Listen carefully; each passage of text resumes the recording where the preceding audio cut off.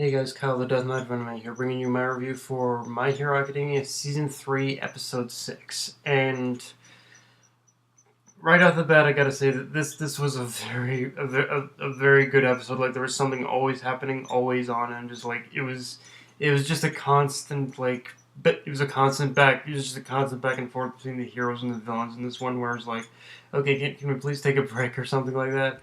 And, Can we start off by taking a moment to appreciate the very beginning moments of this chapter between Shoji and Izuku discussing what to do about Tokoyami? Because for me, I feel that scene highlighted a very key aspect about heroism, which is split-second decision-making. Izuku knew he had to save Bakugo, but he also had to prevent Tokoyami from causing any further damage. So, in that situation, there was really only one.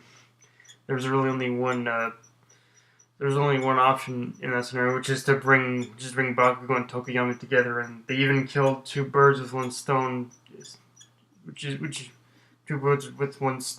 You even kill two birds with one stone by, which is they stopped Tokoyami's rampage, but and met up with Bakugo.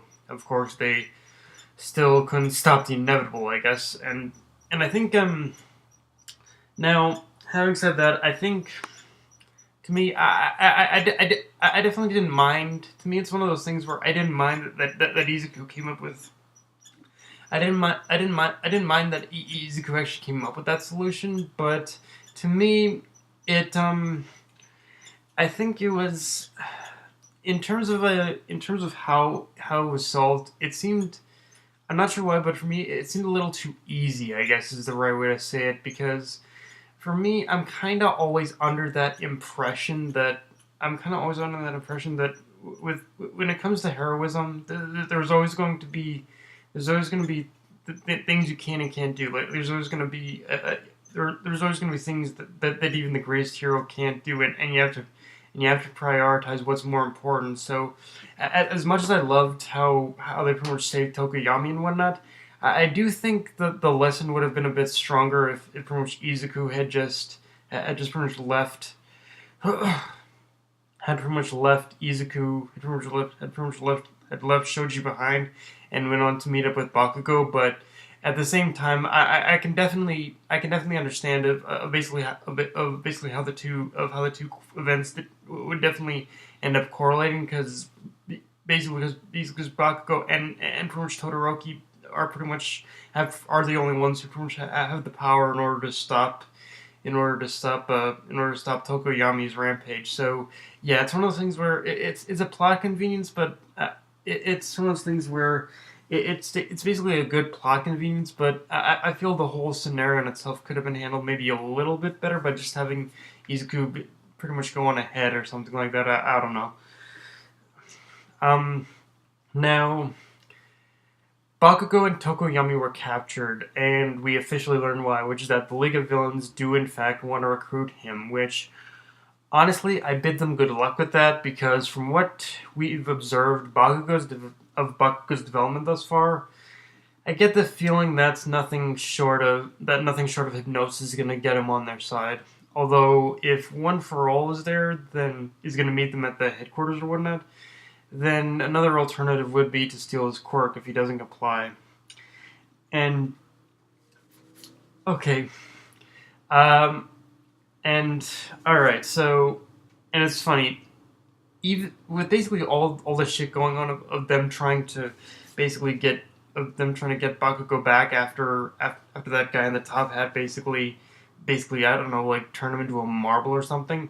Like seriously, actually, I really want to fucking learn about what that guy in the top hat's quirk is, because what kind of fucking ability can basically turn people into marbles? That's basically a whole new level of okay. Yeah, I really want to know what exactly your quirk is, buddy. Like what did you do? What is your power? It's yeah, and honestly, just in the realm of these of the League of Villains, like all these new villains we're getting introduced, like I just loved how each one has their own unique quirk and personality, and I feel that, but by pretty much getting all these different kinds of villains, I think I think My Hero Academia has actually found a good balance in which they can in which they can have in which the villain characters can pretty much can be just as likable as the hero characters, and maybe even more so. Because yeah, I was actually as much as I liked like a lot of what the UA students were doing, I was actually I didn't mind. I was really liking a couple of these smaller moments with the villains, of just seeing them talking and whatnot. It was really kind of cool to see just the villain side of things, which yeah I like. And okay, so let's talk about what happened at the end of this episode with Izuku and the others basically stopping the guy who captured Bakugo. And okay,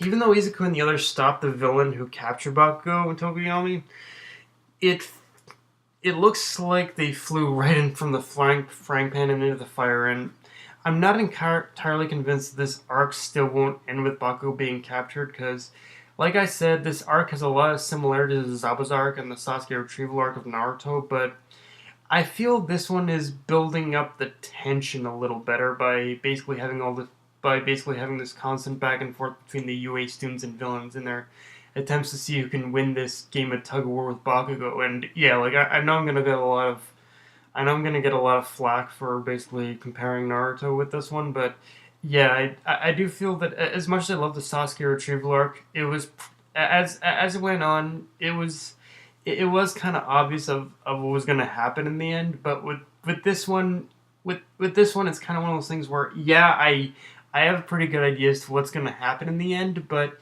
it's basically everything in between that is actually keeping me guessing as to whether or not, okay, is it actually going to go the way I think it is, or is something else going to happen? And yeah, it's basically been, this arc has been doing good at keeping the tension high up and keeping the energy high up, and making and keeping us kind of saying, okay, is this gonna go the way it is or isn't it? And yeah, I definitely have to give it props for that.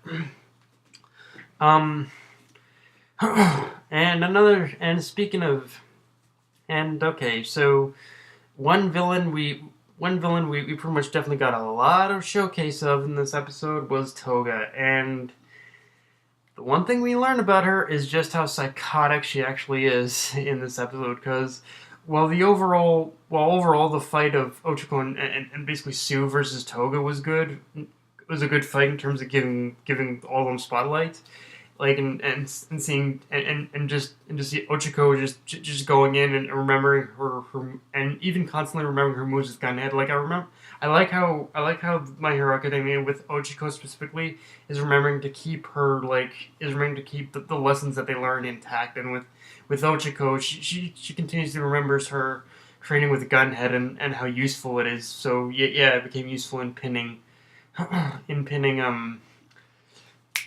and of course, pinning Toga down. Of course, that also worked in Toga's favor as she managed to steal blood from her. And okay, like what? But I'm getting off track here. Well, like I said, I want to talk about how psychotic Toga is, and like Toga herself is seriously one of the most psychotic characters I've ever seen in anime thus far. And the Seiyu went above and beyond in capturing that. Honestly, what with pretty much every single word, not even sentence, every single word that was coming out of Toga's mouth, I literally got goosebumps. Like, there's very rare a time there's very rare a time in anime where I'm actually scared of a character, and especially a villain one. But there've been two times right now where I've been scared in My Hero Academia episode. The first was with Stain, and the second one was basically the exam. What was the exam fight with Bakugo and Izuku fighting All Might? Those were the two times. This is the third time now, and yeah, Toga Toga is fucking insane, and the Seiyu did an amazing job at capturing that insanity. Like, definitely the Seiyu voice actor went above and fucking beyond with that performance, and I can do nothing but commend her for that. And also, one other thing to notice about Toga, I guess, is that we haven't really seen Toga's quirk yet. But if I had to guess, based on this episode and the way we see her basically collecting blood, I'd say I'd say her ability is very similar to Stain's, in which she has to collect, in which she has to ingest blood or something in order to activate her quirk. Although I imagine between Stain and although we have learned in My Hero Academia that quirks are very different from person to person. So even though I think the application is pretty much the same with between Toga and Stain, I think the end result abilities is a little different for Toga, and I honestly, okay. I won't reveal what her ability is because I want it to be like a surprise to you all. But let's just say that but I don't want to spoil it because I want it to be a surprise. But let's just say, basically, pretty much based on the wording and what Toga was saying in this episode, I'm actually surprised I didn't even see her. I couldn't even predict her quirk in the beginning when I read this material in the manga. Like honestly, if you just listen to what Toga says in this episode, you can pretty much figure out what exactly her quirk is. But even if you haven't seen it yet, so yeah, and it's actually quite a dangerous quirk, honestly. Um, now, okay, Aoyama, we need to talk. Because what the fucking hell was that? I mean, for God's sake, you were just cowering in the bushes this... Were you basically cowering in the bushes this whole time, or did you actually do shit off screen we haven't seen yet? Because if you were just cowering in the bushes that whole time, then, while everyone else was fighting, then, honestly, I kind of expected more from you. I mean, I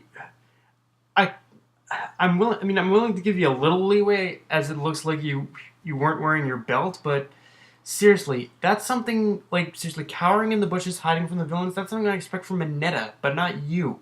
So, like, honestly, is your whole confidence and your whole stylistic facade just like a show? Is that really all being a hero is to you? Is it just about looking good or what? Like, seriously, what is